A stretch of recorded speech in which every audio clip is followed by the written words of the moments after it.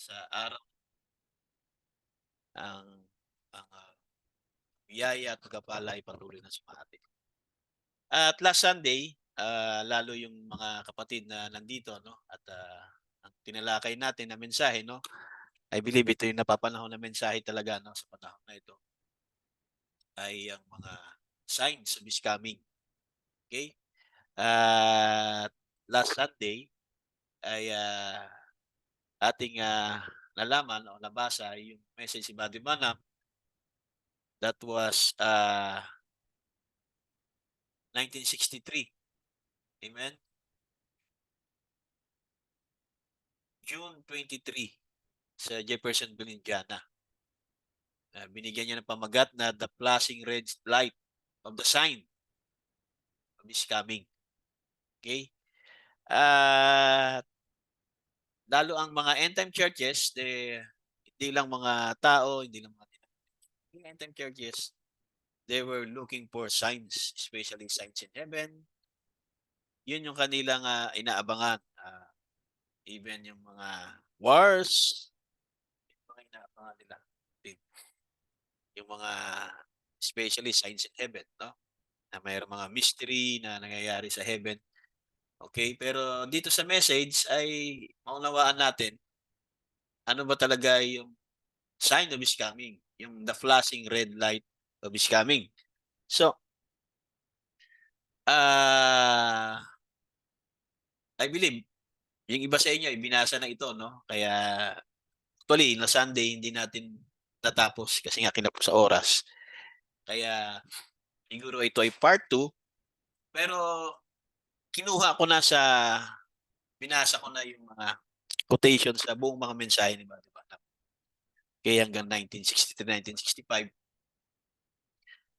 At ngayon naman ay gusto kong bigyan ng title. Ito yung kinuha kong title. No? Although na ito ay part 2, pero sa ilalim niyan ay gusto kong gamitin itong title na sinabi ni Brother Branham, The Whole World of Red Light. Okay? Subtitle siya ng message ni Brother Branham na The Flashing Red Light of the Sign of His Coming. At ito yung gusto kong gawing subtitle niya. Of course, quote din ni Brother Branham para maunawaan natin. As it was in the days of Noah, where they were eating, drinking, marrying, giving in marriage. Then binanggit niya yung scripture kasi yan eh, no? Binanggit niya yung as it was in the days of Noah where they were eating, drinking, marrying, giving marriage. Then isiningit niya yung Reno, Nevada. Mamaya, alamin natin bakit niya ba laging binabanggit yan. Kapag binabanggit niya yung scripture na yan, lagi niya sinisingit niya Reno, Nevada. Okay, hindi yung palaman yung Reno. Uh, and the whole world of light. Then, tinuloy niya yung scripture. So shall it be at the coming of the Son of Man. So yan yung ating subtitle no sa message iba diba ng The Flashing Red Light of the Son is Coming. Now, ang ating scripture na nais kong basahin ay dito muna sa Luke 17:28. Sabi dito, likewise also as it was in the days of Lot, they did eat. Ganon din sa panahon ni Noah. They did eat, they drank. Okay? Dito ay drunk na. Doon sa scripture na isa ay drinking. Pero dito ay they drunk na. Tama, yung term na ginamit dito ay drunk. They bought, they sold, they planted, they builded. Then sa 2 Peter, at nais kong basahin natin ng mabuti at sundan. Dito sa 2 Peter, kung may mga Bible kayo at kung wala man, of course, sundan nyo sa screen. 2 Peter 4 up to 15. For if God spared not the angels that sin, sabihin, maging ang mga anghel na nagkasala ay hindi in-spared ng Diyos. Kundi pati yung mga anghel, but cast them down to hell and delivered them to the chains of darkness to be reserved unto judgment. And spared not the old world. Paging yung old world, hindi niya in-spare. But saved Noah, the eighth person, a preacher of righteousness, bringing in the flood upon the world the ungodly. Yung panahon ni Noah. Okay? 8 kaluluwa lang ang nasave. Amen? Kaya yung panahon ni Noah, yung mga tao doon, hindi niya rin in-spared. Amen? Then sa verse 6, and turning the cities of Sodom and Gomorrah into ashes. Yun ang ginawa ng Diyos. Turning the cities of Sodom and Gomorrah into ashes. Condemned them with an overthrow, making them an ensample unto those that after should live ungodly. So, ginawang ano? Yung panahon ni Lot, yung cities of Sodom at Gomorrah, making them an ensample unto those that after should live ungodly, doon sa mga tao na namumuhay ng ano, ungodly. And delivered just Lot, vexed with the filthy conversation of the wicked, or that righteous man dwelling among them, seeing and hearing, vexed his righteous soul from the day to day with their unlawful deeds. And the Lord knoweth how to deliver the godly out of temptations, and reserves the unjust into the day of judgment to be punished. But chiefly them that walk after the flesh in the lust of uncleanliness, and despise government, presumptuous are they, self-willed, they are not afraid to speak evil of dignities. Whereas angels, which are greater in power and might, bring not railing accusations against them before the Lord. But these, as natural brute beasts, made to be taken and destroyed, speak evil of the things that they understand not. Ito yung mga tao. Yung mga anghel, hindi nga eh. Pero itong mga tao, ay ano, speak evil of the things that they understand not, and they utterly perish in their own corruption, and shall receive the reward of unrighteousness, as they that count it pleasure to riot in the daytime. Spots they are, and blemishes, sporting themselves with their own deceivings while they peace with you, having eyes full of adultery, and that cannot cease from sin, ayaw tumigil, beguiling unstable souls, and heart they have exercised with covetous practices, cursed children. Dito naman sa Book of Peter pa rin, sa 1 Peter, kanina 2 Peter, dito naman sa 1 Peter 4:14,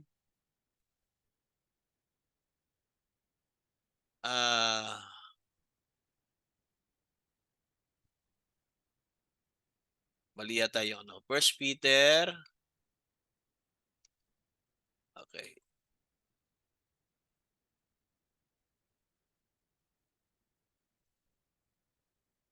1 Peter 4:17. For it's better if the will of God be so that ye suffer for doing than for evil thing. For Christ also hath once suffered for sins, the just for the unjust, that might bring us to God, being put to the death in the flesh, but quickened by the Spirit, by which also he went and preached unto the spirits in prison. Pumunta ang ating Panginoon doon sa spirits in prison, sa solid prison, which sometimes were disobedience. Sino ito? When once the long suffering of God waited the days of Noah, ito yung mga tao sa panahon ni Noah na kung saan ang Diyos ay long suffering of God waiting. Okay?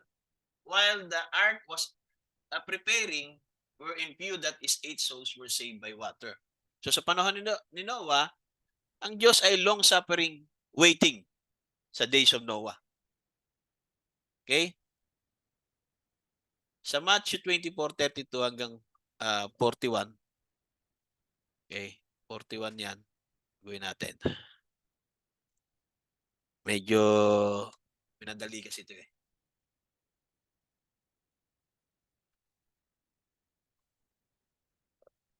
Now learn a parable. Ito yung scripture natin, no? Nakang Sunday sa message iba, di ba?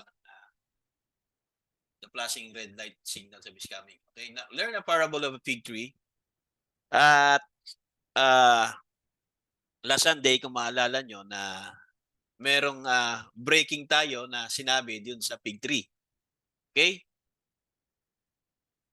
When his branch is yet tender and put it forth leaves, you know the summer is nigh. Okay? Now, of course, fundamentally teaching,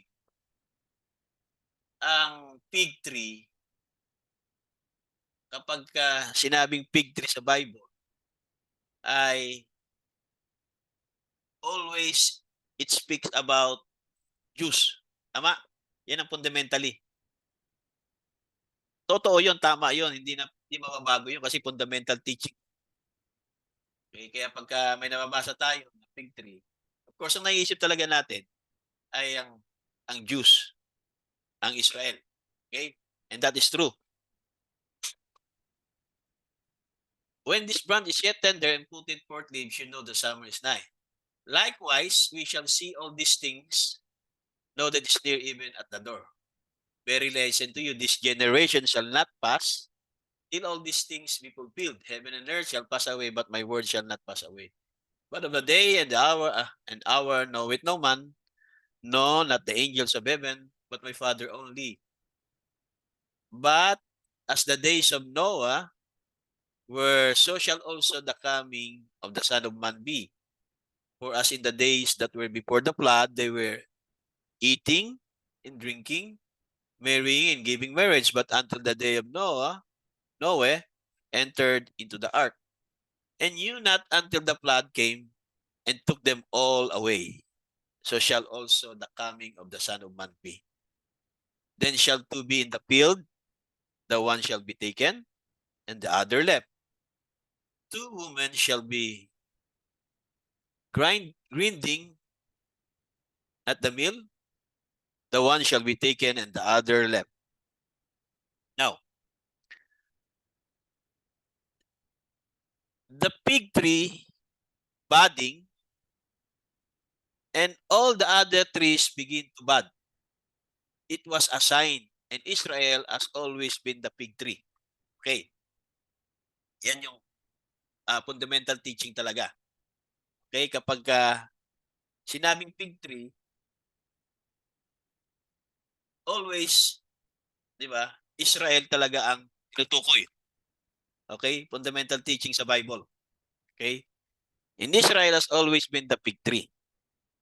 Okay? Pero dito sa quote ni Buddy Bangham, dito sa message na When Their Eyes Were Open, 1964, ay kinote niya uli yan. Sabi niya, they said he was a prophet, mighty indeed, and what his work was, mighty in the word before God, and so forth he was great, and we hope. Israel had their hope built upon him. Sino yung Israel had their hopes built upon him? Kay Jesus Christ, ha? Sino yung tinutukoy na yan? Sabi niya, spiritual Israel. Not the church Israel, just the nation, hindi yung Israel church o yung nation, kundi yung Israel had their hopes built upon him, ay sabi niya, the people, the real spiritual Israel, had their hopes built upon him. Sino yung tinutukoy? Sino yung him? Si Jesus. So yung real spiritual Israel daw had their hopes built upon him. Tira natin sa another quote. The bride, the evening light's coming, the faith that was once delivered to the saints, beginning to restore back to the church. The fig tree is putting forth its bud. She began to move out the evening light. Sino tinutukoy dyan na fig tree is putting forth its bud? Sa message na yan. Okay, makita natin yung bride. Kasi ang bride ang spiritual Israel. Siya yung Israel had their hopes built upon him. Spiritual Israel. Kaya, di ba Nam, ay typology siya eh. Kung meron siyang binabanggit na Israel, meron ding spiritual Israel. Okay? Kaya yung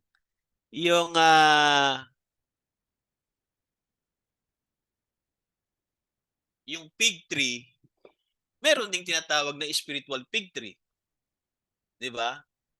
Yung spiritual Israel at yun ang bride. Okay? Kaya hindi tayo gumagawa lang ng sariling doktrina o kwento-kwento lang. Amen. Lahat 'yan ay nababasa natin sa message. Okay? Pero pag sinabing fundamental teaching about sa word na fig tree, of course, fundamentally, sasabihin natin yung Israel.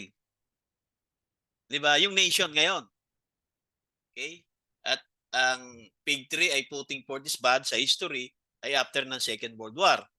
Okay? Pero ang tinutukoy dito ni Brother Branham sa Matthew 24 actually sa message na plus the flashing red line is coming ay hindi na mismo yung tinatawag na natural fig tree na natural Israel kundi yung spiritual Israel. At sabi niya doon sa message na yon na nakita nila ang pagtataliwakas. Sila yung generation. Okay? Dito sa message na the ark muna, but God in His sovereign grace before the end time, He referred to it now in Jesus. Jesus did said, at it was in the days of Noah before the flood, what people were doing. Ano daw yung ginagawa ng mga tao doon sa panahon ni Noah? Okay, referred to it now in Jesus. Okay? Kaya sinabi niya doon sa Matthew 24, at it was in the days of Noah before the flood. Kasi tinatanong siya ng three question eh. What the sign of his coming? What is the end of the world? Diba? May three question doon. At sinagot yon ng ating Panginoon. Pero ang tinatawag ni Jesus dito, ang nire-refer niya ay sa panahon ni Noah. Before the flood. Ano ba ang ginagawa ng tao sa panahon ni Noah? Ano ang ginagawa ng tao sa panahon ng Sodoma at Gomorrah? Sabi niya, just that kind of a repeat will come again. Kung ano yung ginagawa ng mga tao sa panahon ni Noah, kung ano yung ginagawa ng mga tao sa panahon ni Lot, ng Sodoma at Gomorrah, mauulit lang sa huling panahon na kung saan bago dumating ang ating Panginoon. Okay?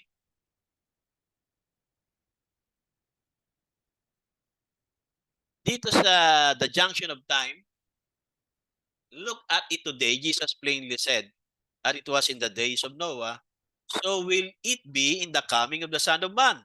Same thing.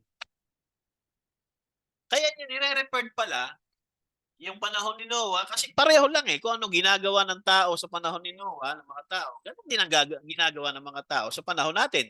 Same thing. Look at the day we're living now.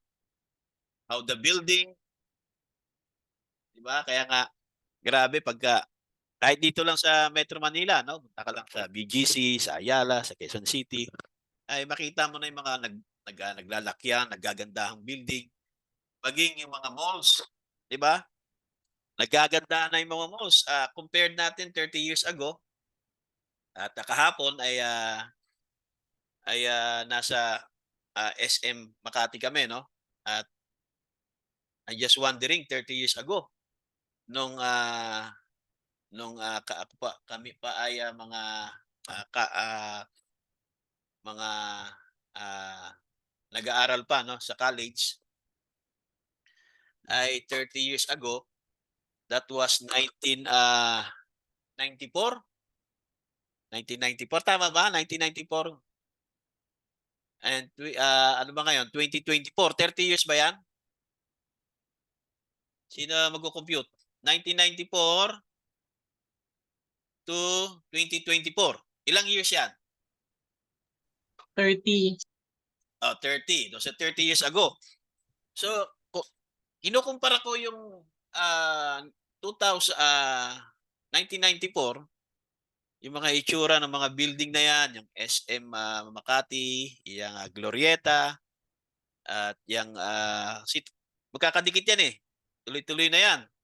Kaka-interconnected na yung tatlong mall na yan, eh, yung Landmark. So kahapon nandiyan kami dahil nga si Nika ay nakipag-meet up sa dati niyang schoolmate at nagkita sila at nagkamustahan dahil nga yung schoolmate niya ay nabalitaan niya na may sakit, no, nagkasakit ng autoimmune disease. So nakipag-meet siya at nakipagkwentuhan at kamustahan at kami naman ay siyempre ako yung driver at sinama ko yung Sister Claire. So nagkaroon kami din ng time na makapagpasyal-pasyal doon. So nung kami nandun na, nakapag-park na at napasok talaga nga namangha ako sa ganda ng ah, SM Makati na compare 30 years ago at maging itong ang Glorieta ay grabing ganda na rin, kakaiba na rin 30 years ago. At kapag inikot mo yung Glorieta na yan, actually maliligaw ka diyan kahit na matagal ka na diyan. Nakakaligaw pa rin. At naligaw nga pa rin ako, no? Kahit na matagal ko nang kabisado yan, medyo na-confuse pa rin ako kasi nga ang daming nagbago doon ng mga establishment, mga dahan. Pero ang kainan doon kapag hahanap kayo ng kainan doon, ay pupunta lang kayo doon sa second floor. So buong second floor na yan, halos lahat yan, mga restaurants, mga kainan, at lahat ng mga tao doon, makikita nyo, lahat kumakain. At inikot namin yun, ni Sister Claire, at merong isang side doon, isang sulok doon na ang kainan na yun, puro mga Japanese food. Isang sulok lang yun, isang corner lang, puro Japanese food. 'Di ba? Sa isang corner pa lang yon ng Glorieta. No? Puro Japanese food yan. Pag inikot namin yan. So lahat ng mga, ano doon sa second floor, ay mga kainan talaga, mga restaurants. 'Di ba? Kaya makikita niyo mga tao doon ay eating, drinking, eating, drinking, eating, drinking. Amen? At yan ang panahon ni Noah na mga tao ay eating and drinking, eating and drinking. Kaya, eksakto ang sinabi ng ating Panginoon na as it was in the days of Noah. Eating and drinking, eating and drinking. I mean, look at the day we're living now. How the building, they said, people multiply upon the face of the earth. When they begin to multiply, nung nagmo-multiply, dumadami ang tao, di ba? Kaya nga, ayon sa statistics, ang buong mundo ay nasa 8 billion. Tama ba? 8 billion ang population ayon sa statistics. 8 billion. Tama ba, Brother Felix? Yun ba yung ano mo? Keynote mo kanina? 8 billion ang world's population. And when they begin to multiply, then sin and wickedness set in. That's one of the great signposts. When they begin to multiply, then sin and wickedness set in. That's one of the greatest signposts. So huwag na tayo maghanap pa ng kung ano pang mga kababalaghan sa langit. Diba? Mga sign is wonders sa heaven. Kung ano nung mga trumpet sound na naririnig, na napapanood natin. Trumpet sound din sa iba-ibang bansa. May mga clouds na kakaiba. Diba? May mga lights, may mga flying saucer, diba? May mga anghel, diba? Pero ang talagang one of the great signposts, amen, na ang Panginoon ay babalik na sa kanyang second coming, katulad kung anong nangyari sa panahon ni Noah. Kaya sabi niya, when they begin to multiply, then sin and wickedness set in. So ang sin, ang wickedness, ay ano, that's one of the great signposts. So bantayan lang natin kung ano yung ginagawa ng mga tao ngayon. Eating, drinking, giving marriage, building, ano pa? Sabi niya, look around even our little city, kahit yung mga maliliit na syudad. Sabi niya, now around 27,000 so more, even you can find a place hardly being enough to hunt rabbits anymore. Hindi ka na doon makakapag-hunting. Bakit? Anong ginagawa ng mga tao? It's all housing project.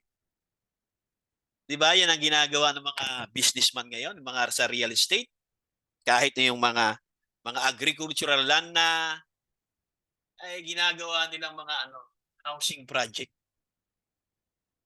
Eh sabi ni Brother Manam, hindi ka na makapag-hunting ng rabbit kasi it's all housing project. Building, increasing. Bakit kailangan ng mga housing project? Kasi nga, nag-i-increase at nagmumultiply ang tao. Kaya kahit na yung, lalo dito doon sa Taguig, no? Dating mga palayan, kampungan, wala na mga housing project na ng Camellia. Di ba? Mga business housing project na nila, ni Bilyar. Di ba? Yang halos buong Taguig na yan. Amen? Kasi nga, increasing and multiplying. Okay? At habang nagmumultiply ang tao, then sin and wickedness set in. Yung kasalanan. That's one of the great signposts.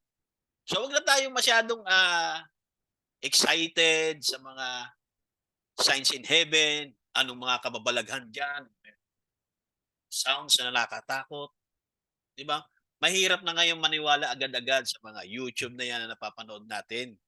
Kasi nga merong mga tinatawag na extreme realistic deepfake. Yung mga AI. Kaya nang gumawa ng mga extreme realistic na akala mo talaga totoo. Pero deepfake pala yun. Di ba? Pero eto, yung one of the great signposts, hindi to madi-deepfake, hindi to ma-AI nila. Talagang nangyayari ito sa panahon natin. Yung wickedness. So yan yung one of the great signposts. Okay? That we are at the end of the road. One of the great signs. Yung sin and wickedness. Ano yon? Eating, drinking, marrying. Look at the junction there with Sodom and Gomorrah. Look at the junction in the days of Noah. Ano yan? Marrying and giving in marriage. You see the signpost? So yan yung one of the one of the great signposts. Katulad sa panahon ng Sodom at Gomorrah, ano ginagawa ng mga tao? Yun din daw yung ginagawa ng mga tao sa huling panahon. Okay? Kaya wag na tayong masyadong nakapokus lang sa mga signs in heaven. Amen. Andiyan na yung great signpost. Ang problema lang kung hindi natin nakikita yan, baka mamaya yung sarili kasi natin, nakapaloob din dyan. Diba? Marrying and giving in marriage, you see the signpost? Kaya nga, sabi niya dito, yung gross darkness upon the people sa message na Shalom. Yan yung scripture na yan. Sa book of Isaiah, yung gross darkness was upon the people. Sabi niya, kinote niya yung gross, hindi yung gross dito sa future, kundi dinala niyo muna tayo yung gross na yan, katulad sa panahon ni Noah. As it was in the days, katulad sa panahon ni Noah, where they were eating, drinking, marrying, giving marriage. Then sabi niya, Arena Nevada. And the whole world of red light. Ano bang meron dito sa Reno, Nevada? Bakit palaging binabanggit ni Mate ba ito kapag kinukot niya yung scripture na in the days of Noah, they were eating, drinking, marrying, giving marriage. Ano ba meron dito sa Reno, Nevada? Okay pa, for our information, no, para madali nating maunawaan. Okay? Sabi niya dito sa quote na the Queen of Sheba, when did we ever have more evil and adulterous generation? So anong generation ang tinutukoy niya? Itong generation na to, yung last generation. Yung wicked and most adulterous generation. When the divorce courts are full of marriage and divorcing. Ano yung adulterous generation? When the divorce courts are full of marriage and divorcing. Sa Pilipinas, wala pang ano eh. Wala pa namang divorce courts eh. Di ba? Wala pa? Meron na ba? Sa Pilipinas? Di ba wala pa tayong batas ng divorce eh. Sa Amerika, lalo dito sa Nevada. Okay? Sabi niya, more evil and adulterous generation. Kailan? When the divorce courts are full of marriage and divorce, marrying and giving in marriage. Jesus said it would be. Kinote niya ulit yung Nevada, Reno, Nevada. Bakit? Ano ba ang meron sa states na yan? Nevada, di ba? Isa sa mga states sa Amerika. Leading people, sila kasi yung pasimuno, sila yung nag-lead sa mga tao na married 4 or 5 different times. Just leave wife, iiwan lang ang asawa, marry another one, iiwan yung asawa niyang lalaki, at mag-aasawa siya rin ng pareho. Diyan sumikat ang Reno, Nevada pagdating sa tinatawag na marriage and divorce cases. Kaya nga, sabi niya, mas worse pa sa mga hayop, sa mga animals. When was there a more evil and adulterous generation? Saan natin ilalagay yan? Yung more evil and adulterous generation. Tapos na yung panahon ni Noah. Tapos na yung panahon ng Sodoma at Gomorrah. Ilalagay yan sa huling panahon. Diba? Kaya binanggit niya itong Nevada. Kasi ang Nevada, sila yung pasimuno, leading people, married for. Paano sila makakapag-married for? Kasi sa Nevada, pakasal ka ngayon, pwede bukas o sa mga ilang araw, pwede ka mag-divorce, then magpapakasal ka ulit. Kaya pwede ka doon mag-asawa. Married 4 times or 5 different times. Iiwan mo yung asawa mo, magpa-file ka ng divorce. Then pag na-divorce ka na, at the same time, pwede ka ulit mag-file ng marriage ulit. Kaya nga ang Nevada, mga kapatid, yan, ito yung Reno, Nevada. The biggest little city in the world. Ang Reno, Nevada ay nakilala siya na divorce capital of the world. Yang Reno, Nevada. Okay? Siya yung divorce capital of the world. For the majority of the 20th century, Reno, Nevada served as the divorce capital of the world. The state offered easy divorce requirements at the time. Kasi sila lang yung state sa Amerika na madaling makapag-file ng divorce kasi yung mga requirements madali lang eh. Na kung saan yung most of the states sa Amerika, dinidiscourage nila, discourse divorce through complex legal barriers. Sa ibang states kasi mahirap, may complex ang pagpapile ng divorce. Maraming mga legal barriers kang dadaanan. So hindi ka agad makakapag-divorce sa ibang states compare sa Nevada. Di ba? Sa Nevada, madali lang kasi pinadali lang nila yung mga requirements. Okay? Yan ang dahilan bakit ang Nevada ay tinawag na divorce capital of the world. Pero, paglipas ng panahon, hindi na ngayon ang Nevada ang capital divorce of the world. Okay? Ano na ngayon ang divorce capital of the world? Walang iba kundi ang London. A ship from London as divorce capital. Natalo na ang Nevada. Pero sila talaga yung nagpasimuno. Ginaya sila ng London. 'Di ba? Kaya sa ngayon, ang London na nag-ship na a ship from London as divorce capital of the world. Sa why was Reno once known as the divorce capital? Bakit nakilala yung Reno, Nevada na divorce capital? Because of its 6 weeks residency requirement and reputation for the quickie divorce. 6 weeks residency requirements lang, Buddy Roger. Pwede ka nang magkaroon ng quickie divorce sa Reno, Nevada. Kaya nakilala sila. Nevada was known, Nevada was known for willingness to shorten its already short residency requirement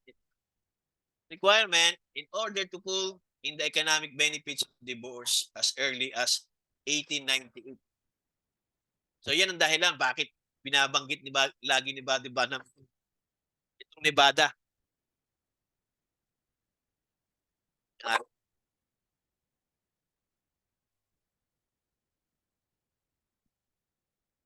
Excuse me. Okay. So naiintindihan natin bakit binabanggit ni Buddy Banham itong Reno, Nevada. Meron na tayo alaman. So dito naman sa junction in Jesus Christ, when he was here on earth, as it was in the days of Noah, so will it be in the coming of the Son of Man.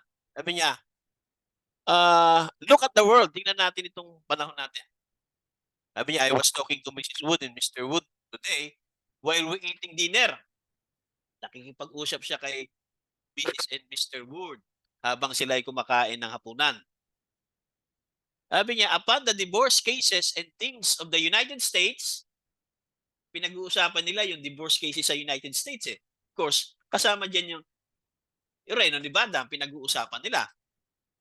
Sabi niya, we have more divorces. Men, the Bible said, would be marrying, giving marriage, eating, drinking. The morals and support that they have, how that they marrying and giving in marriage. The Reno, Nevadas. Men go out, live with her. Marry a girl and take her for his wife. Live with her a few days. Diba? Kukuha siya ng babae, pakakasalan niya, tapos paglipas ng ilang araw, hindi niya na gusto, don't like her, kick her off without the courts. Hihiwalayan niya. Anong tawag sa mga ganyan? Sa mga tao? Diba? Anong tawag sa kanyan?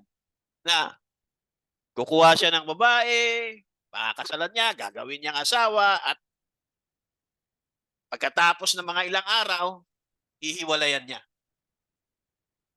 Kahit na walang tinatawag na divorce sa court. Anong tawag niya? Ungodly people. Give him a divorce and a license to marry another. But God says, that's wrong. But they do it. We see that it's a sign, a post that we are at the end time. So yan, isa sa mga post sa flashing red signal. Remember, in the days of Noah, there were scientists, smart men, and all the great world. Scientists was on the other side. Always has been, and it is yet today, can make all the inventions and guns and all kinds of discoveries, but you're still working on the other side. As it was in the days of Noah, so will it be at the coming of the Son of Man? Notice some of the things he said. At the day of Noah, they were eating, drinking, marrying, giving in marriage. You know where the most divorces is in all of the world? In United States of America. It's got the highest divorce rate. There is everywhere in the world. Noon yon sa panahon ni Buddy Banham. Ngayon, talo na Amerika ngayon.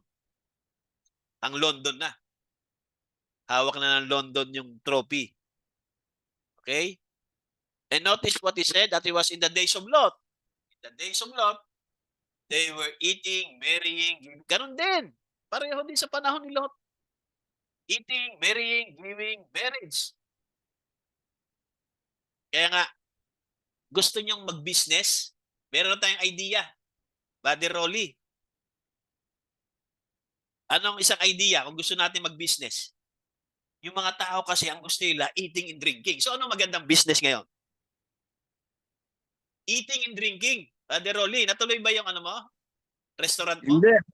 Purong Hindi. solong yung kausap ko. Purong solong. Hindi natuloy. So, yun pala magandang business sa panahon natin. Kasi tao, katulad sa panahon Purong ni solong siya. Noah, at Lot, ano, drinking. Ano pa? Building. Oh, magandang business ngayon ay ano, hardware. 'Di ba? It's got sabi niya, they were marrying, giving marriage, and they were building and planting. Did you ever see such times of building progress? Look at man 100 years ago. It's the same man that was 6,000 years ago. Tingnan daw natin, yung tao, bumalik tayo 100 years ago, sabi niya, ganun pa rin ang tao. 6,000 years ago. He never progress. Hindi nagpa-progress. Ganun, ibig sabihin, ganun pa rin yung espiritu. Drinking, diba? Building, giving marriage and divorce. Ganun, hindi nagbago eh. Nagbago lang. Yung mga bago, mga building, nagagandahang building habang tumatakbo ang panahon, mas nagiging develop, mas nagiging civilized, mas nagiging nagiging maraming mga naiimbento. Pero ang tao, hindi naman nagbago eh. The same spirit of the people. Eating, drinking, giving marriage, diba? Divorce, marriage, divorce, marriage, divorce. Sabi niya, it has been much over that till the only way they could send a message was by a letter and a runner. Diba? Nung unang panahon, para makapagpa-send ka ng message, gagawa ka ng letter, tapos merong runner, merong magdadala, messenger. Ngayon daw, sabi niya, sa mga bagong panahon, telephone na. Telegram, television, now mas more sa panahon natin, internet. Diba? Na-connect ang buong mundo sa pamamagitan ng tinatawag na internet, ng World Wide Web. How quick around the world in less than 2 minutes. Sa atin, seconds na lang eh. Tama? Seconds lang eh. Makakapagpadala ka na ng mensahe. Okay? Lalo sa panahon natin. When 200 years ago, it would have been packed by a runner. Pero, na-develop man, mga kapatid, ang technology, naging matindi ang mga invention, pero ganun pa rin ang tao, hindi nagbago. Okay? The same spirit pa rin. Eating, drinking, marriage, divorce, marriage, divorce. Kaya sabi niya, at it was in the days of Noah, ano pa? Mga blasphemers. And so forth, that it was in the days of Sodom. Sodom is going to fire is going to fall at this time, not water. Diba, kung sa panahon ni Noah, tubig ang bumagsak, sa panahon natin, katulad sa panahon ni Lot ng Sodom at Gomorrah. Sabi niya, going to fall this time, not water, fire. The fire will fall from heavens. And the Bible said, ano daw? Those volcanic gases that's after son of this day. Kaya, kung meron tayo nababalitaan ng mga sumasabog na mga volcano, ay sa future pa talaga mangyayari yung sinasabi ng Bible. Na those volcanic gases that's up there, pag wala na ang bride. Kaya pagka may nabalitaan tayo, oh yan na, malapit na dumating ang Panginoon. Kasi may mga volcanic eruption na, nagsabay-sabay na eh. Tapos gagawa ka ng mensahe ngayong linggo tungkol sa mga earthquake, o sa mga vulkan, at sasabihin natin, oh, malapit na dumating ang Panginoon. Kailan ba mangyayari yan? The fire will fall from heavens. The Bible said those volcanics that's up there, some of these days, they're going to push of them. Ano yun? Missiles through there going to set a chain around like that perhaps. So saan yan? Sa future pa yan kapag wala na ang bride.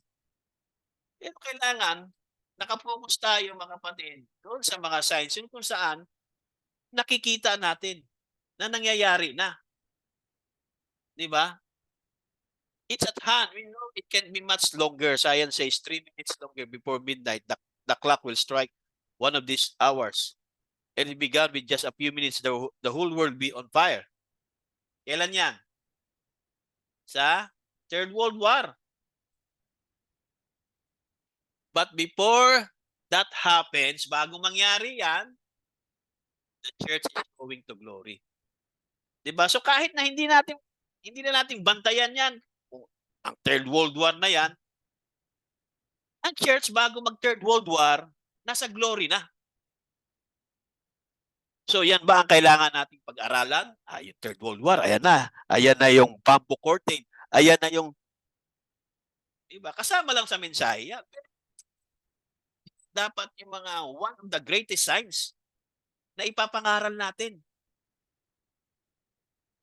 Amen?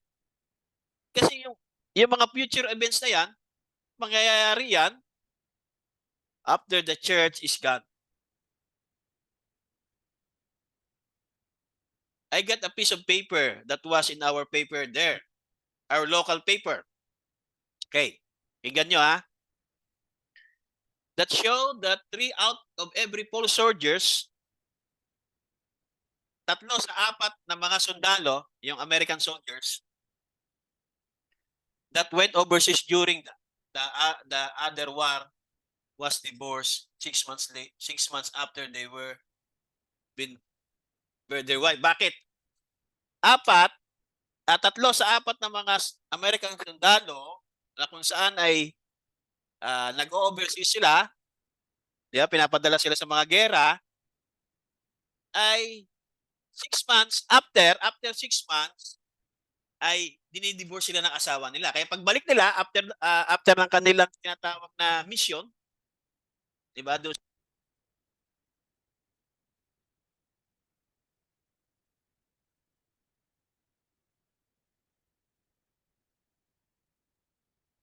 Pastor, nawala yung audio mo.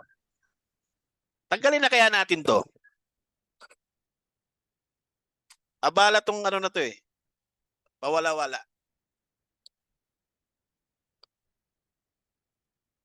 O yan. Okay.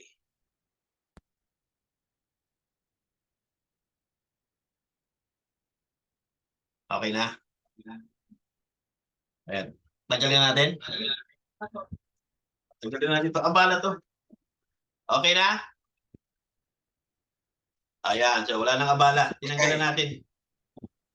Nakakaabala ng ano na to eh. Okay. Tanggalin yung abala. Yun daw yung local paper sa panahon na yan, Bati Panam. Yung mga American soldier na sasabak sa gera, after ng 6 months na sila ay madestino doon sa kanilang mga destinasyon ng mga digmaan, ay yung mga asawa nila, iniwan na sila, dinivorce na sila, Buddy Roger. Yun daw yung kalagayan ng mga American soldier. Biro mo, pinaglaban mo ang bansa, iniwan mo yung pamilya mo, pagbalik mo, wala na yung asawa mo, dinivorce ka na. Diba? Kaya maraming mga sundalo na kung saan may mga war shock pa pagbalik, wala na silang pamilya, kaya lalong nagiging mas worse ang kalagayan ng mga American soldiers at that time. Biro mo, war shock ka na, pagbalik mo, wala ka pang asawa. Yan daw ang kalagayan. Diba? Bakit? Kasi nga, ang mga babae, gusto kasi nila magtrabaho. Okay? Went to work in powder plants. Yung pala, ayaw nilang mag-stay at home lang. Yan daw yung mga kababaihan sa panahon na yan. Ayaw nila yung nag-aalaga lang ng mga anak. Gusto nila talaga nasa labas ng bahay. Ayaw nila mag-stay at home. Sa panahon natin, ganyan. Mas maraming babae, mas gusto nila, nagtatrabaho sila, mas gusto nila, nasa office work sila, o anumang trabaho yan gusto nila, kumikita sila. Gusto nila ng extra money. Okay, basahin natin ha. Now, if a man is sick and his wife can't work, he can't work, sabihin kapag nagkasakit yung lalaki, yung asawang lalaki, hindi siya makapagtrabaho, siyempre, hindi mo naman masisisi yung lalaki kasi may sakit na eh. Okay? Yung babae, yung asawang babae, his wife going to make a living. Magtatrabaho siya, magtatrabaho. Sabi niya, that's right. But if she just out working to have a little extra money, pero kung magtatrabaho siya para lang magkaroon ng extra money, ano sabi ni Bati Banam sa mga ganyang mga mother? Sabi niya, but if she just out working to have a little extra money, you better keep her away from that Kaliwag bunch. scallywag bunch that she's working without her. Her place is home. That's it. She's supposed to be at home. And Mr., yung mga asawang lalaki, you might call yourself ever so good, but if you got lots and other things that calls you away from her at night, di ba? Magtatrabaho yung asawa nila sa gabi, hahayaan nila, di ba? Ipipermit nila yung mga asawa nila magtatrabaho lalo sa gabi. You ought to be ashamed of yourself. Mahiya ka sa sarili mo, mister. Nahayaan mo na ikaw hindi ka nagtatrabaho, yung asawa mo nagtatrabaho, lalo sa gabi siya nagtatrabaho, you ought to be ashamed of yourself. Yan ang condition ng panahon natin. Yan ang condition sa mga nagdaang panahon. Di ba? Na she's supposed to be at home. God gave you a home for cherish and comfort and things like that. It's a shame to see the way man does their wives. Sino ngayon ang mananagot? Yung asawang lalaki. Kasi pinirmit niya eh. Pinayagan niya. Di ba? Siya rin ang mananagot pagdating sa Panginoon. Yung asawang lalaki. Eh sabi niya, shame of yourself. And wives do the man, the womanhood and the fatherhood of the nation is torn to pieces. Yan yung kalagayan ng panahon natin. Yung pagiging womanhood at fatherhood ay torn to pieces. Yeah, divorce courts piled full. Jesus said it would be the way. Saan? Saan ang panahon? Last days. Saan ang panahon? As it was in the days of Noah. Ganyan din pala. They were marrying, giving marriage until the day that Noah entered into the ark. It's a sin and disgrace. Pero sin and disgrace din pala yan. Yung hahayaan natin, yung mga asawang babae na magtatrabaho sila. Diba? At ikaw, sa bahay ka lang, ikaw ang nagluluto, ikaw ang lahat, ikaw ang gumagawa ng gawaing bahay, it's a disgrace. Na dapat ang lalaki ang siyang maghahanap buhay. Diba? Yan ang kalagayan ng panahon ni Noah. Ganon din sa panahon ni Noah. Dahil ang babae daw, ang place niya ay ang bahay. She's supposed to be at home. And mister, you might call yourself ever so good. But if you got lodges and other things that calls you away from her at night, you ought to be ashamed of yourself. Diba? Ano ba mga trabaho ngayon na panggabi? Ano mga trabaho panggabi ngayon ng mga babae? Ano? Call center. Diba? Kaya mister, you should ashamed of yourself. You might call yourself ever so good, but if you got lodges and other things that call you away from her, hayaan mo na. Aalis siya ng bahay sa gabi para magtrabaho, para kumita ng extra money. Kaya sino ngayon ang sisihin? Sino ang mananagot sa araw ng judgment? Yung mga asawang lalaki. Kasi pinayagan niya eh. Di ba? Kahit sabihin mo, hindi, inahatid sundo ko naman. Pinayagan mo pa rin na dapat ikaw ang naghahanap buhay. Ang mga babae dapat sa bahay lang sila. Kaya nga, ang panahon natin at ang panahon ni Lot ay pareho. Panahon ni Noah, baliktad. Ang mas mga nagtatrabaho ngayon babae kaysa lalaki. Diba? Ang mga lalaki walang trabaho. Ang mga babae sila talaga nagtatrabaho.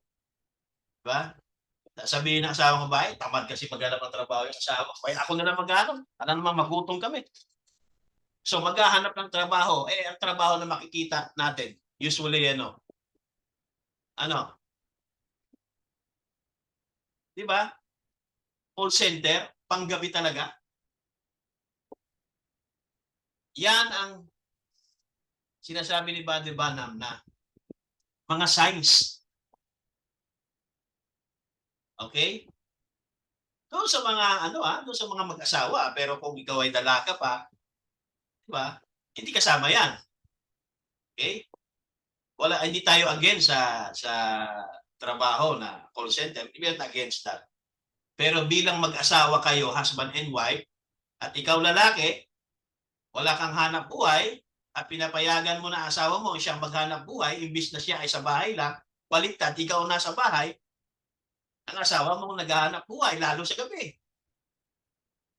Diba? Yan yung mga signs. Amen, ng panahon ni Noah sa panahon natin. Sabi niya, it's a sin and a disgrace.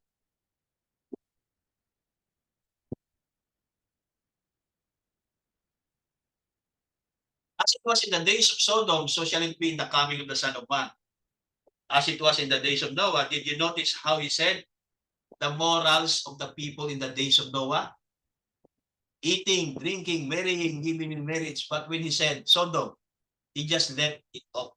That was fire that burned Sodom. It's the fire that catches the earth today. Well, now tell me, when did ever have more wicked and adulterous generation?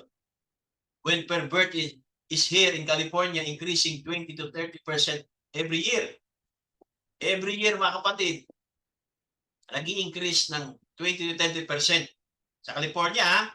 When in our own government, they claim their 35 or 40% of homosexual. Sa California lang yan.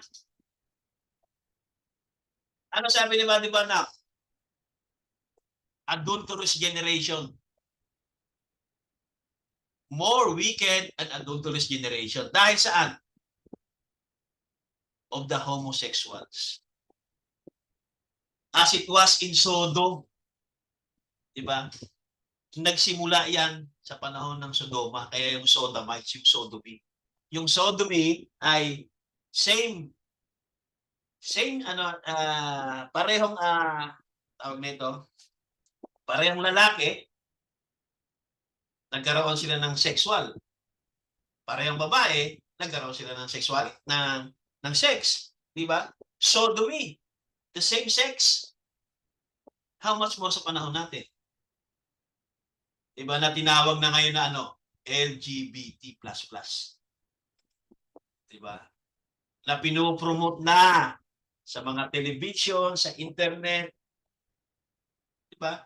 Kaya mas dumami ang bakla sa panahon natin. Dumami ang lesbian sa panahon natin. Dumami ang mga homosexual kasi na-ipopromote na yan. Hindi lang sa television. Sa internet, sa Facebook, sa Instagram, o sa anumang mga platform na yan. Diba? At tinatawag natin idol. Diba? Yung mga artista, diba, na naglaladad na sila, dati silang lalaki, naglaladad, tinatawag pa natin mga idol. Nakakatuwaan pa natin panoorin. Sa tanghali, tuwang-tuwa tayo sa mga joke. Diba? Pinapanood natin tuwing tanghali. Si Vice Ganda. Diba? Tuwang-tuwa tayo. Hindi natin alam. Adulterous generation. Yan pala yung flashing red light signal of the time of His coming. Pero tuwang-tuwa tayo. Tawang-tawa tayo sa mga joke na yan. Diba? Pinapanood natin kapag may mga pelikula, si Vice Ganda, pinapanood natin, tuwang-tuwa tayo. Sino dito hindi aamin na hindi nanonood kay Vice Ganda?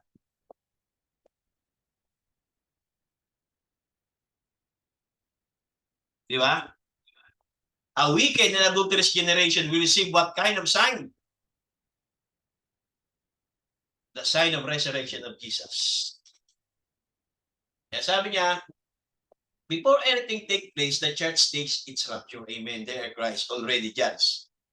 Okay, so bago mag-take place yan, yung mga iniintay natin na tinatawag na mga gera, Armageddon, di ba?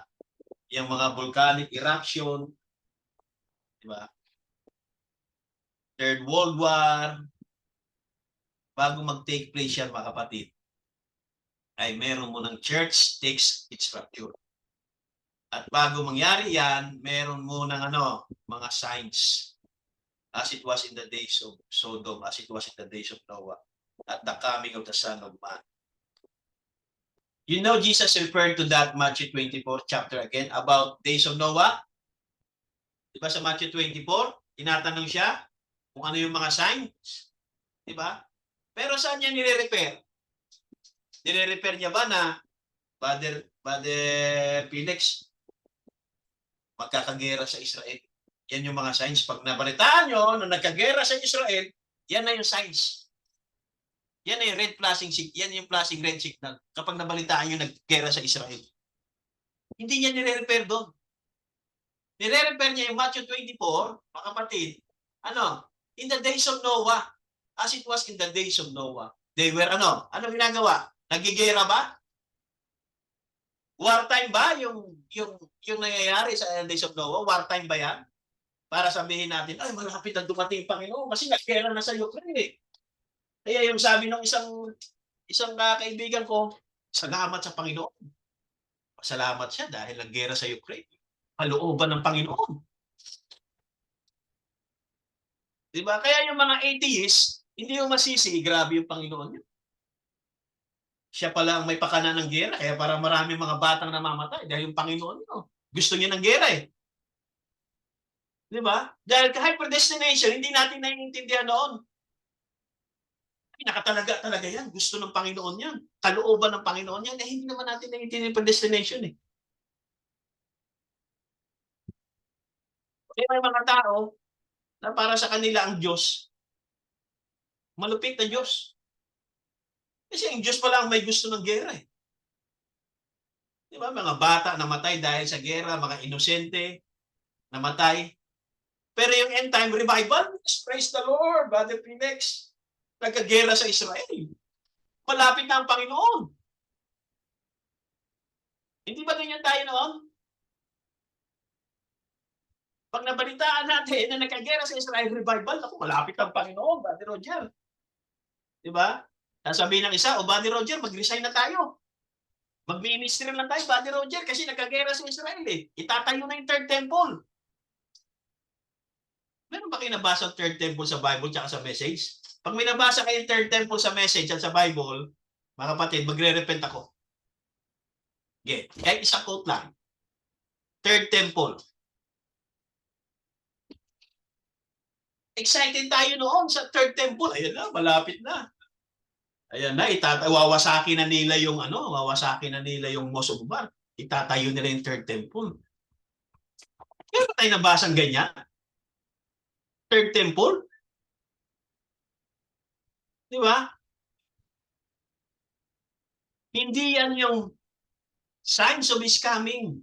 Yan hindi yung great signs of coming. As it was in the days of Noah, so will it be in the coming of the Son of Man. Sabi niya, they were eating, drinking, marrying, giving in marriage. Ibig sabihin ng giving in marriage, marriage, divorce, marriage, divorce. Marriage, divorce, marriage, divorce. Hanggang naka-4 na asawa ka na. Eh problema sa Pilipinas, walang divorce. Kaya nangyayari, marriage. Pag ayaw niya na, nag-away sila, iiwan niya, marriage. Kapag naghirap sila, walang pera, walang hanap buhay, maghahanap ng ibang lalaki na makakatulong sa kanya, kasi gano'n ang babae. Bilang asawa, kapag hindi mo nagampanan yung obligasyon mo, di ba, maghihirap ang pamilya, maapektuhan yung mga bata. So yung mga asawang babae, magkakasala sila. Maghahanap sila ng lalaki na makakatulong sa kanila financially. Kaya marriage, divorce, marriage, divorce. Diba? Sabi niya, what did Jeremiah says here? Be not dismayed at the signs in heaven. Signs in heaven. Kasi, yan ang binabantayan ng end time eh. Signs in heaven, Buddy Roger. Ano ba ang mga signs in heaven ngayon? Merong ano eh. Merong cloud. May mystery cloud na naman na nandoon sa, sa Pentagon. Merong light na umiikot sa Pentagon. Sa Israel, merong cloud na nakapaikot doon sa Israel eh. Binabantayan natin yan sa YouTube. Di ba? Tapos merong pang trumpet sound. Hindi alam kung saan galing ang trumpet, pero nakakatakot eh. Tapos yung mga Pilipino din, maglalabas din ng YouTube. Oh, merong trumpet sound dito sa Batangas. Di ba? Binabantayan natin. O yun ay mga signs. Di ba? Yan ang mga, Buddy Roger, in a sense, may mga trumpet na eh. Mga nakakatakot na tunog ng trumpeta dito sa Batangas, dito sa Israel. Meron ng mystery cloud. Sa Pentagon, merong light. Di ba? What did Jeremiah say here? Be not dismayed at sign in heaven. Sign in heaven? Why? They wondered, even the Pentagon. Yung Pentagon, nag-wonder din. Ano ba itong mga signs in heaven? You seen it not long ago, all this here flying saucer stuff, tinatawag nila flying saucer. They wonder what it's all about. They can't make it out yet. It's an invisible force almost that comes down here. And yet, it's intelligent. Now, I'm not flying saucer, man. All this here, nonsense has been told about that. That's nothing to that. Don't you believe that? Yung mga flying saucer, yung mga signs in heaven. Ano sila? But they are signs, exactly. Why it's they hang right over in the Pentagon? Why it's there right over Washington? Why they are seen all the time, constantly, even yet? Well, come to that after a while, see if they didn't say, as it was in the days of Noah. So will it be in the coming of the Son of Man. Doon pa rin dinadala ni Buddy Banam. Yung mga nakikita nila ng mga signs and wonders na yan, doon sa Pentagon, mga investigating angel yan. Ganon din sa panahon ni Sodom at Gomorrah, merong angel na bumisita kay Lot. Amen? Pero hindi yan yung mga flying saucer.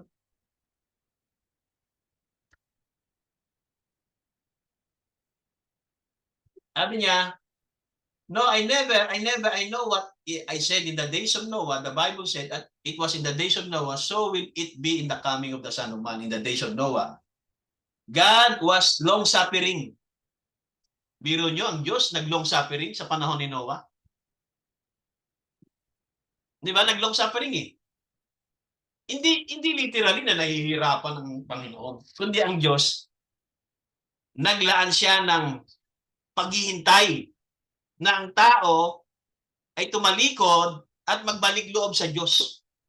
Kaya ipinadala niya ang propeta na si Noah. At si Noah ay ilang generation ang aral si Noah?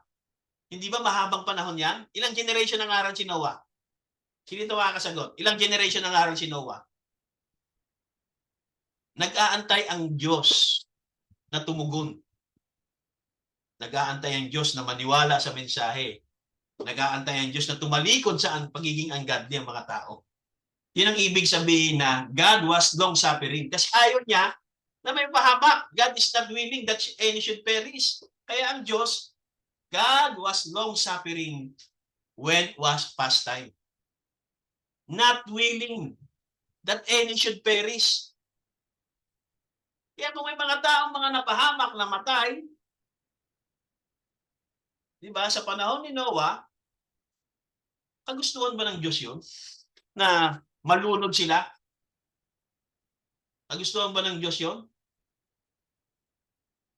Hindi. Kasi nga ang Diyos, God was long-suffering, nag-aantay siya na ang mga tao ay tumalikod sa kasalanan. Sila ay manumbalik sa Diyos. Ang Diyos ay ayaw niya na may mapahamak. Kaya sabi niya, He went on, long-suffering. The same thing today katulad sa panahon natin. Kaya bukas pa nga ang hanggang ngayon bukas pa, lobat ako. Hanggang ngayon, naghihintay pa rin ang Panginoon long-suffering kasi bukas pa ang luklukan ng awa. Amen.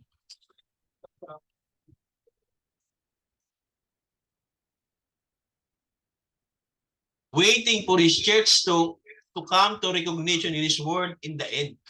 Naghihintay pa rin ang Diyos. Hanggang ngayon, ang Diyos pa rin sa panahon natin ay ano? He went on, long suffering. Waiting for His church to come to recognition of His word in the end. Okay? Nag-aantay pa rin ang Diyos sa kanyang church to come to recognition of His word in the end. But they just keep on, yung mga tao, nagpatuloy lang.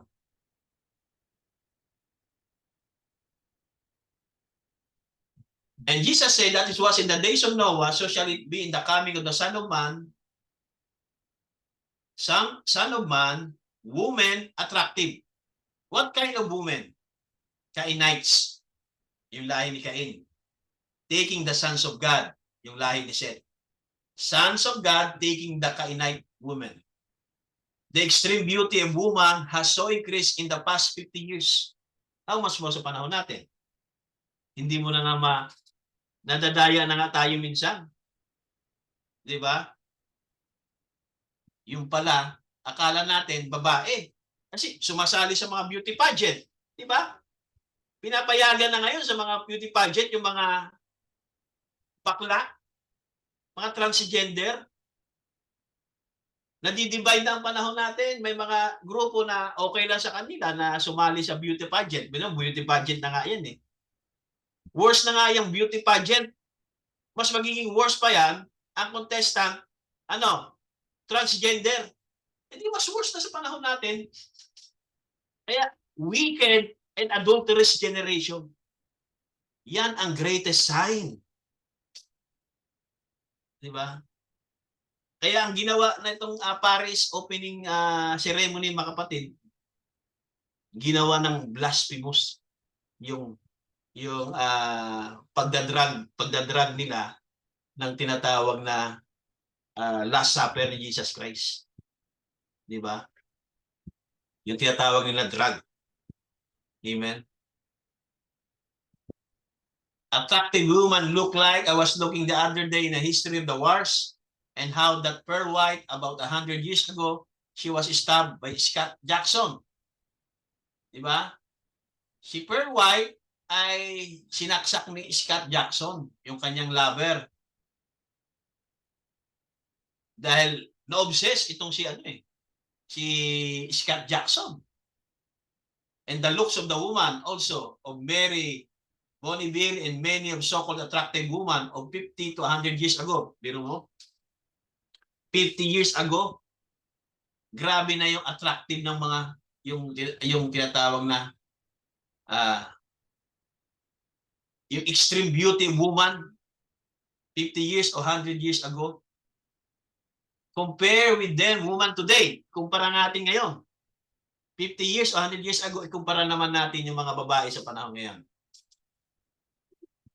Pag kinumpara natin yung mga babae noon, 50 o 100 years ago, ikumpara natin sa mga babae natin ngayon, ano magiging itsura ng mga babae noon, 50 years ago, 100 years ago? Ano sabi diyan? They wouldn't stand in a shadow. Certainly not. Woman has become dainty, feminist, and so forth, more attractive. And what it is, they dress themselves more attractive. Mas attractive ngayon. Di ba? Yung mga babae ngayon, mas attractive. Bakit? When the woman used to wear great big dresses, di ba? 50 years ago, 100 years ago, yung mga magagandang babae noon, ang suot nila ng mga damit ay nagsusuot sila ng mga great big dresses and sleeves, long skirts. Mga magagandang babae 50 years ago, 100 years ago ang sinusuot ng damit ay mga big dresses, sleeves and long skirts para itago ang kanilang katawan. Kaya nakikita lang sa kanila yung muka. Di ba? Hid their body because they didn't want them lasting for them. Itinatago nila yung katawan nila. Ayaw kasi nila na yung mga lalaki magnasa sa magaganda nilang katawan, sa mga mapuputi nilang legs. Kaya nagsusuot sila ng mga mahabang skirts, mga big dresses, mga sleeves, Yan, mahaba. Para itago yung kanilang mga hubog ng katawan. Ayaw nila na magnasa yung mga lalaki. They live for one man that choose them for wife. They live for one man that choose them for wife. Isa lang asawa nila. Today, ang mga babae, sabi niya, the woman pour themselves into little clothes. Ano na lang? Maliit na lang na clothes. And immorality on such a move and rampage till it's beyond even thinking. Di ba? Kaya siguro kung tatayo yung mga 50 years, 100 years ago ng mga kababaihan, di ba? Hindi nila maisip na gagawin ng mga babae sa panahon natin yan eh. Nakaburlis na. Sila, itinatago nila yung katawan nila, nagsusuot sila ng mga long sleeve, long skirt, nagsusuot sila ng tinatawag na big dresses para itago at hindi magnasa yung mga lalaki sa kanila at isa lang yung asawa nila. Di ba? Kaya kung mabubuhay sila sa panahon natin, baka himatayin yung mga babae nung unang panahon sa mga babae ngayon. Grabe ang immorality. Rampage ang immorality ng mga kababaihan sa panahon natin. Yan yung klaseng red signal of this coming. Yan yung signs. One of the greatest signs. As it was in the days of Noah, so will it be in the coming of the Son of Man. What was saved? Ilan lang ang naligtas sa panahon ng Sodoma at Gomorrah? In the days of Lot, there was actually 3 saved. The wife started out, nag-umpisa lang naman yung wife, pero dahil lumingon siya, naging haliging asin siya. Diba? So shall it be in the coming of the Son of Man, there will be every few, konti lang ang maliligtas. Translated in that time, one of the mysteries of the church being taken up, like Lot was taken. Like Lot was taken out away, Noah was taken up, and the church will be taken up. One went in, and one went out, and the other one goes up, and exactly perfectly. As it was in the days of Noah, so shall it be in the coming of the Son of Man. They were eating, drinking, marrying, giving in marriage, the immorals.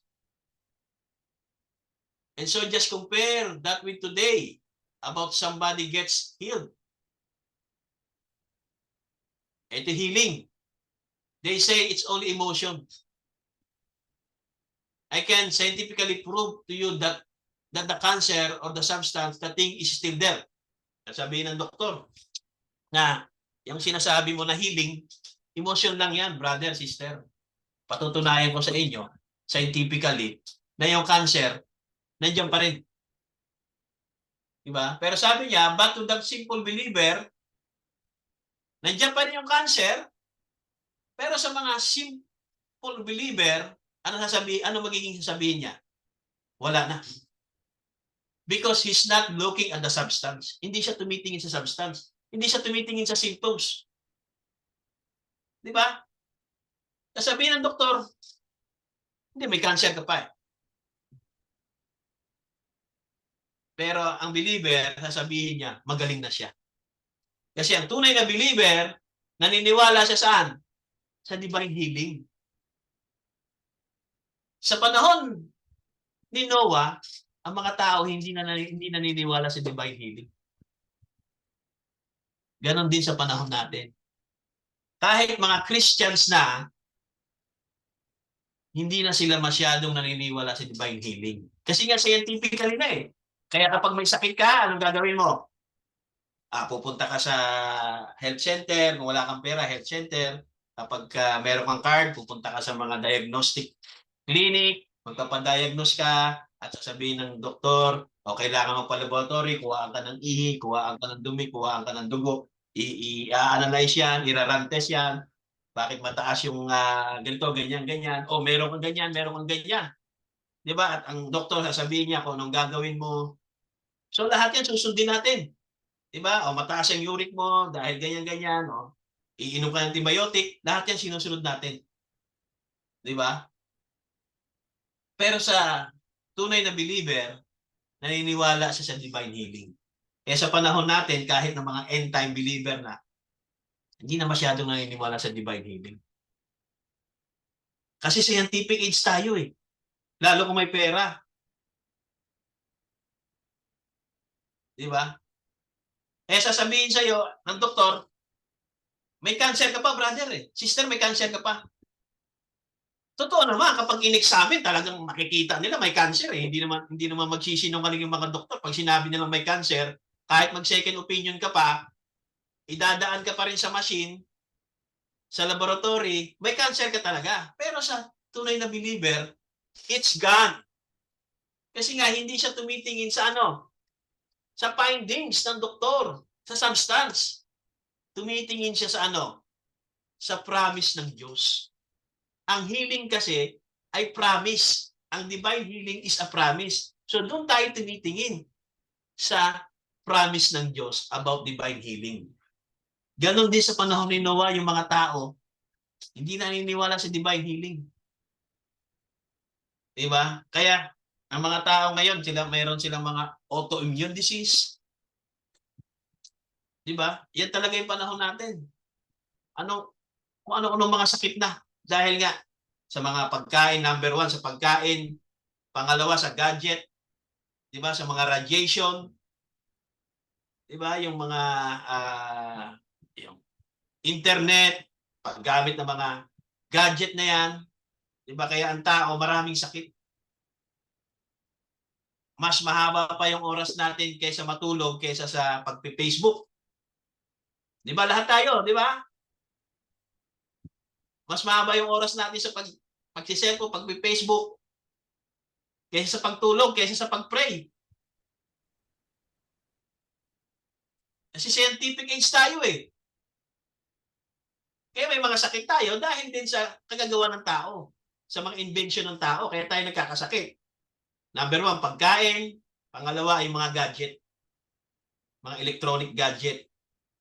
Yung cell site, yung mga tinatawag na magnetic field. Amen? Sa invention ng tao. Kaya scientifically, the doctor could say, look here, your lung is still there. Nandiyan pa yung cancer, oh, sister. Your arm is crippled as ever was. Sabi niya, you are crazy. Sasabihin mo, magaling ka na. Sabi niya, remember that the same spirit from the days of Noah. Hindi naniniwala ang mga tao sa panahon ni Noah na mayroong magkakaroon ng ulan sa langit. Amen. Ganon din sa panahon natin, hindi na masyado silang naniniwala sa divine healing. Basta sinabi ng doktor, di ba? May sakit ka pa rin, may cancer ka pa rin. Ay, yes, doc. Yes, anong gagawin ko to? Ganito gawin mo. Oh, yes, doc. Di ba? Kasi sinabi din ng mensahe, kailangan kung ano yung sinabi ng doktor, sundin natin. Amen. Pero ang tao ngayon, wala na siyang malalim na kapahayagan pagdating sa divine healing. Pero ang gusto natin, structuring faith. Pero hindi makita sa atin yung manifestation ng divine healing. Di ba? Kaya nga, kailangan natin mga kapatid. Sa panahon natin, kailangan natin ng divine healing. Kung gaano natin kailangan ang mga doktor, kailangan natin sumunod sa doktor, kailangan natin mag-take ng medicine, tama? Sinusunod natin yan eh. Punta tayo sa doktor, kailangan natin sumunod, mag-take medicine. How much more kailangan natin ng divine healing? Di ba? Sa panahon natin. Amen? Kaya nga, naawa ako doon sa isang kaibigan ng klinika na meron siyang autoimmune disease. Marami siyang tinitake na gamot. Amen? At gusto ko sanang share na naniniwala ka ba sa divine healing? Di ba? Yun ang number 1 na dapat na mai-share natin na, sister, naniniwala ka ba sa divine healing? Naniniwala tayo na ang doktor, matutulungan ka niya para malaman yung sakit mo, paano ka makakaiwas, para matutulungan niya ka kung anong dapat mong gawin, matutulungan niya ka kung paano ka dapat umiwas o paano ka gagaling, eh how much more sa divine healing? Kung naniniwala tayo sa doktor, mas higit tayong maniwala sa divine healing. Diba? Kaya ang panahon natin, hindi na naniniwala sa divine healing kasi scientific na eh. Diba? One time, sumama ako, pumunta kami dun sa Maxicare, no? Pa-check up dahil lahat kami inuubo. Nung chinek up ako, sabi ng doktor, uminom ka muna ng vitamins. O, inom kong vitamins. Uminom ka muna ng gamot sa ubo, yung syrup. O, sige, bili. Pambihira ang mahal. Yung ubo, yung syrup para sa ubo, 800 na, Brother Rolly. Akala ko mga 300 lang. Sabi ko kay Sir Claire, sige, isundin natin tong reseta ng doktor. O bili ka diyan ng yung reseta ko. Akala ko 300 lang, Buddy Roger eh. Nang binili ni Sister Claire, pambihira 800. Eh nabili na. Wala na, nabili na eh. Tinake ko. Sabi ng doktor, i-take mo yan 3 days. Pag after 3 days, may ubo ka pa rin, bumili ka na ng antibiotic. Diba? Dahil naniniwala ako sa divine healing, hindi ko na sinunod yung antibiotic. Tubig na mainit, Pastor. Ayun, di ba? Pero doon tayo sa divine healing. Di ba? Yung mga natural way, okay yan. Maging yung mga reseta, okay naman yan eh. Pero iba pag may divine healing ka. Di ba? Kaya dahil naniniwala ako sa divine healing, hindi ko na sinunod yung advice na mag-antibiotic ka. Pero hindi ko sinasabing mali yun. 'Di ba? Kasi nagiinom pag may mga sakit din minsan, nagiinom ako ng antibiotic eh. 'Di ba? Pero may time na mas bibigyan mo ng halaga yung divine healing. 'Di ba? At may mga experience ako diyan sa mga divine healing na kahit na may mga symptoms, kailangan pangahawakan mo ang salita ng Panginoon pagdating sa divine healing. Panghawakan mo yung faith mo, yung pananampalataya mo. Susubukin yung pananampalataya natin, mga kapatid. Kasi makikita natin na parang magiging worse pa. Kasi may mga symptoms eh. So kapag mas lumala yung symptoms at nag-doubt ka, walang divine healing na mangyayari. Di ba? Doon susubukin yung pananampalataya natin. Meron tayong pag-pray na ganito mga sakit. Then, after a while, paglipas ng ilang, ba't para yatang lumala yung symptoms? Di ba? At kapag nagpasimula ka na mag-doubt sa divine healing, walang mangyayaring divine healing kasi nag-doubt ka na. Kaya nga, ang mga tunay na mananampalataya, hindi siya tumitingin sa tinatawag na mga symptoms. Kaya, sabihin ng doktor, may cancer ka pa rin. Diba? May sakit ka pa rin. Ayan, oh. May cancer ka pa rin. Sabi niya. But to the simple believer, it's gone. Yan sabihin ng doktor, Buddy Roger, may cancer ka pa rin. Pero sa tunay na mananampalataya na naniniwala sa divine healing, ang sasabihin niya sa doktor, Dok, wala na. Hindi, may cancer ka pa rin. Ito yung record, oh. Bakit ganun maging testimony ng tunay na mananampalataya? Kasi nga, nakatingin siya, hindi doon sa reseta, hindi doon sa result ng mammogram, sa result ng kung ano mga medical equipment yan, medical result. Nakatingin siya doon sa promise ng Diyos. Ano yun? Divine healing. So dapat nakapokus tayo doon sa promise ng Diyos, sa divine healing. Kahit ano pa yung findings ng doktor. Naniniwala tayo doon sa findings ng doktor. Pag sinabi ng doktor, high blood ka, uminom ka ng ganyan, Losartan, sundin mo. Pero dapat, nakatingin ka sa promise ng Diyos na magaling ka na. Diba? Kaya sa panahon ni Noah, ay mga tao hindi na naniniwala. Then, sa last, mga kapatid, anong oras na? Baka maubos na yung oras natin eh. 11:26. Okay, last na to. Last quote, pero medyo mahaba to. Persil. Okay.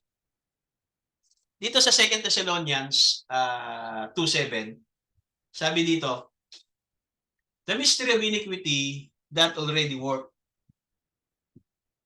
and he who let it will let until he be taken out of the way. So, merong mystery of iniquity that already worked. Okay. The mystery iniquity. Ano ba yung mystery of iniquity? What is iniquity?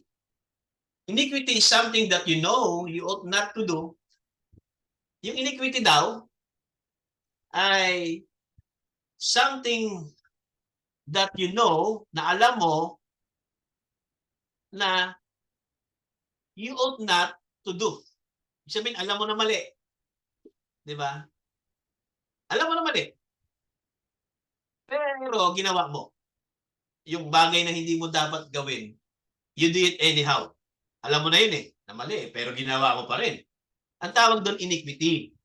So lahat ng mga desisyon natin, mga ginawa natin, desisyon natin, alam natin na mali. Alam natin na hindi dapat natin ginagawa, pero ginagawa natin. Iniquity yun. Hindi na natin kailangan pa magbigay ng example kasi ano na yan eh, napaka very common na eh. Basta kung ano mang bagay na alam natin na hindi dapat natin ginagawa bilang Kristiyano, di ba? Pero ginawa pa rin at anyhow, sasabihin natin, mauunawaan naman ni Lord eh. Mauunawaan naman ni Lord kasi talagang kapos na kapos ako. Di ba? Grabe mga pagsubok kung maunawaan ni Lord. Iniquity pa rin yan mga kapatid. Iniquity is something that you know you ought not to do and do it anyhow. Iniquity pa rin yan. Okay? Kaya sabi niya sa 3rd verse, let no man deceive you by any means. Kaya tayo ang dumadaya talaga sa atin, sarili na rin natin eh, dinadaya tayo ng sarili natin. Hindi mauunawaan naman ni Lord to. Diba? Alam naman ni Lord nakapos ako ngayon eh, kaya hindi ko talaga kaya na ano. Diba? Kaya dumadaya na rin sa sarili natin. Tayo na rin dumadaya sa sarili natin. Okay? Pagdating sa iniquity. Okay? Kasi alam naman natin na something that you know na hindi mo dapat gawin pero ginagawa pa rin natin, sino dumadaya? Di ba dinadaya na rin ang sarili natin kasi magbibigay tayo ng reason, hindi maunawaan naman ni Lord to. Maunawaan naman ito. Di ba? Kaya tayo na rin ang dumadaya sa sarili natin pagdating sa word ng iniquity ha. Okay, pero dito sa topic na to, yung man of sin. Of course, alam natin pag sinabing man of sin. Okay? Who oppose and exalted himself above all God, or that is worship, so that as God seated in the temple of God, showing himself that he is God, remitting sins. Remember, ye are not that when he was with you. I told you these things. So, ang tinutukoy dito, mga kapatid, alam natin, sa panahon natin, yung man of sin, ay walang iba. Sino? Sino yung man of sin sa panahon natin? At tinutukoy dito ng scripture. Ang Pope. Okay?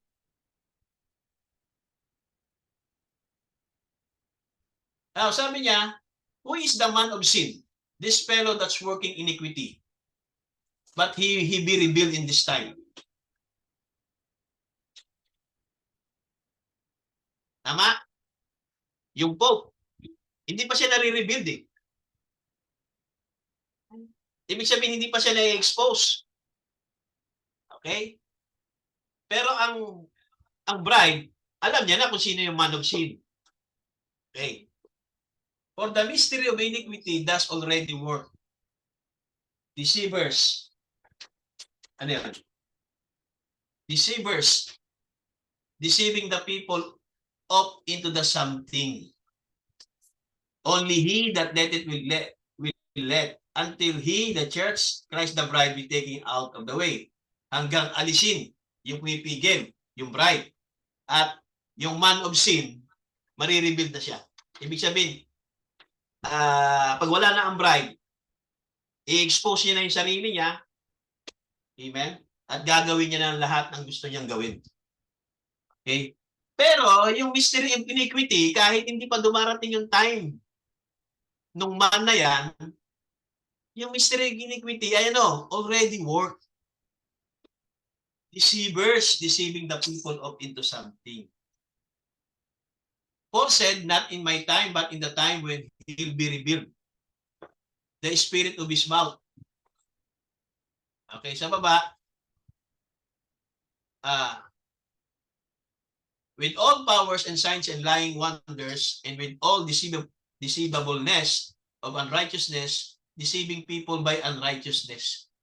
In them that perish, not this bride, in them that's looking for such things because they receive not the love of the truth.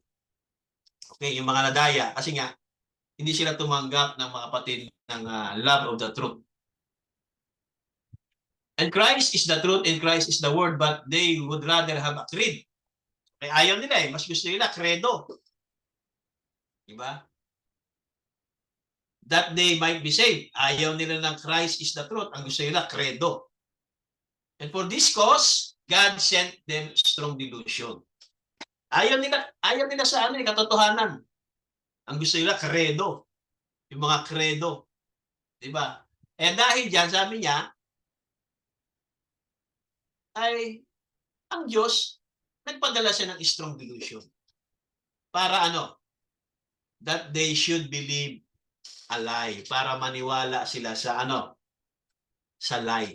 Sa kasinungalingan. Nagpadala ang Diyos ng strong delusion hindi dahil gusto ng Diyos na madaya sila. Di ba? Kundi nagpadala ang Diyos ng strong delusion kasi nga ayaw nila kay Kristo, ayaw nila sa word, ang gusto nila ay credo. Kaya naman dahil diyan, sabi niya, ang Diyos ay nagpadala ng strong delusion para maniwala sila sa kasinungalingan. At tiningnan ni Brother Branham sa lexicon, hindi pala a lie. Not a lie, kundi the lie.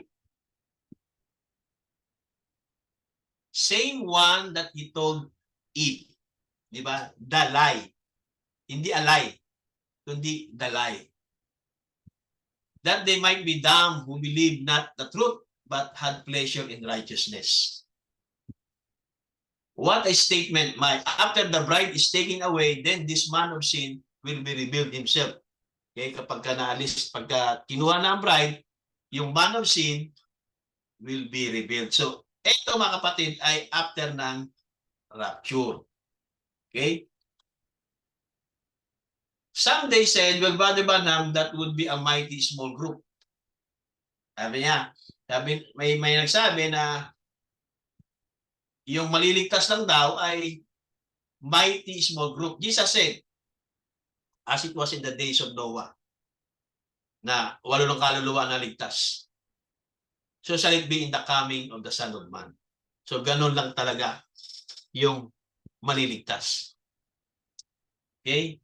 Sabi niya, kung merong 800 went into the rapture, if there was 800 went into the rapture, you would have never heard a word about it tomorrow or the next day or the other time they began and you know nothing about it. It just be the same the thing. Kung merong mararapture na 800, hindi malalaman ng ibang tao. Now remember, Jesus, when he died, he went to hell because he had to go there. He was the sin barrier.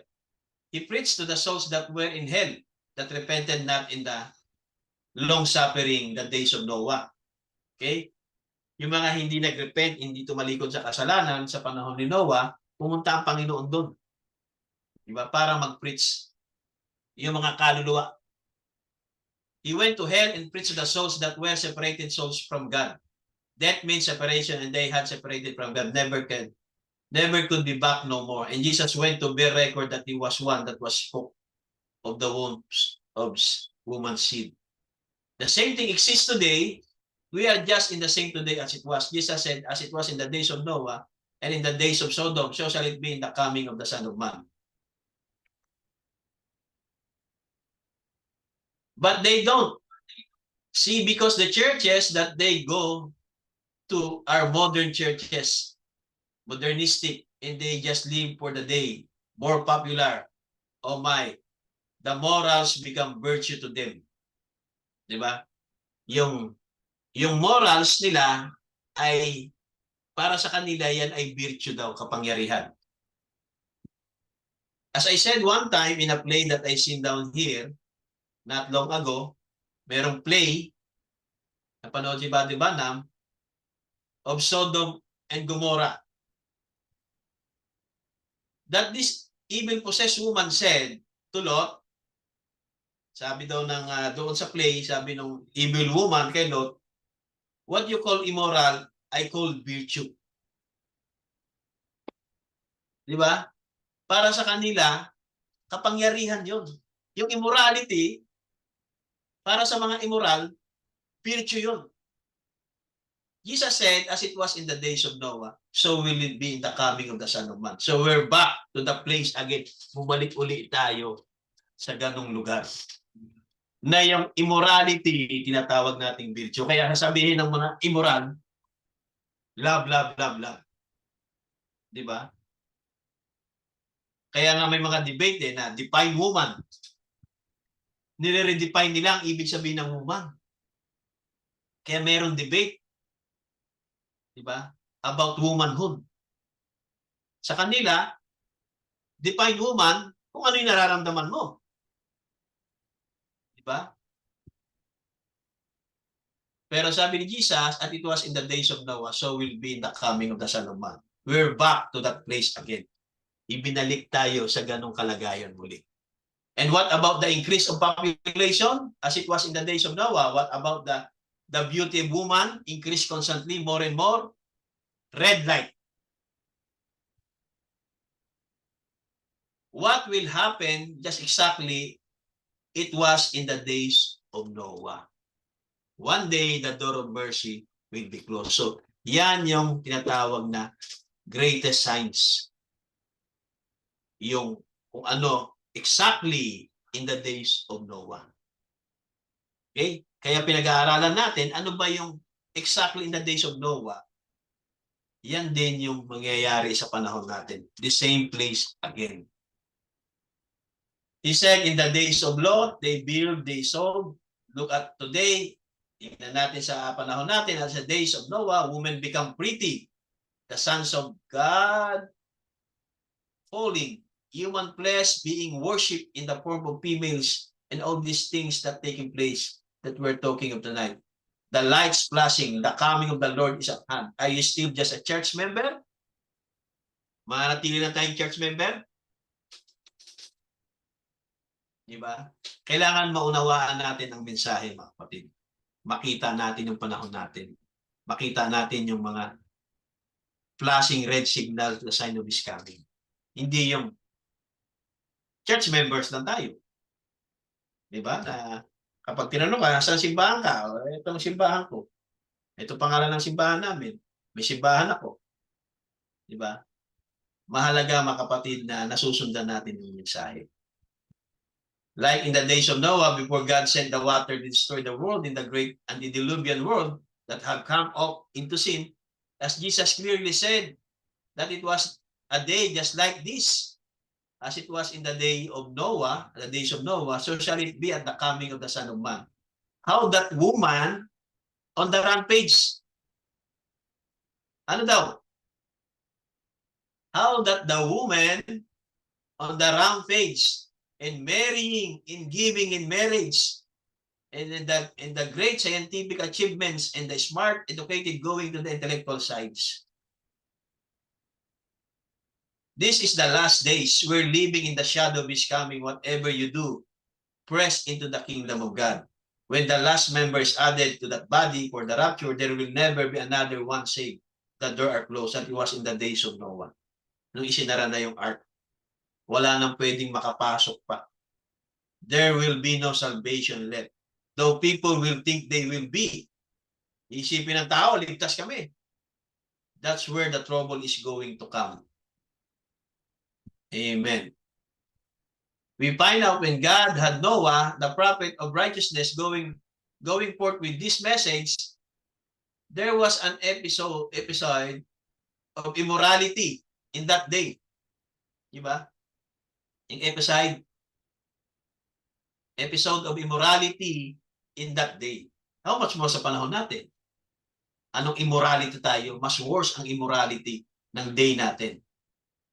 The Bible said, eating, drinking, marrying, giving in marriage, we find out gluttonous and immorality and so forth taking place in that day. Yan yung kalagayan ng panahon ni Noah. Kaya sabi niya, as it was in the days of Noah, so shall it be in the coming of the Son of Man.